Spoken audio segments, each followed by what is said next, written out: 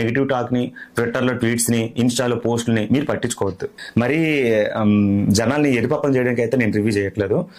కొన్ని చోట్ల డ్రాబ్యాక్స్ అయితే కనిపించాయి, కానీ అవి మనకి క్లియర్ కట్ గా ఎందుకు ఆ డ్రాబ్యాక్స్ అయ్యాయో కూడా మనకు తెలుసు. ఆ విషయం కూడా ఎక్స్ప్లెయిన్ చేస్తున్నా.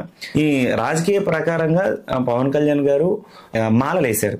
లడ్డు టాపిక్ అని సంథింగ్ టాపిక్స్ మీద మాలలు వేయడం, ఆ మాలల గురించి వరాహి మాల ఇలాంటి మాలలన్నీ వేసుకుంటూ ఉండడం వల్ల కొన్ని చోట్ల సినిమాకి గెడ్డం అనేది షేవ్ కంప్లీట్ గా షేవ్ అంటే కంప్లీట్ షేవ్ క్లీన్ షేవ్ కొన్ని చోట్ల కనబడితే సడన్ గా ఫ్రేమ్ మారేటప్పటికి ఫుల్ గడ్డం తోటి అయితే ఉంటది, అది కూడా షేప్ తోటి కనిపిస్తుంది అనమాట.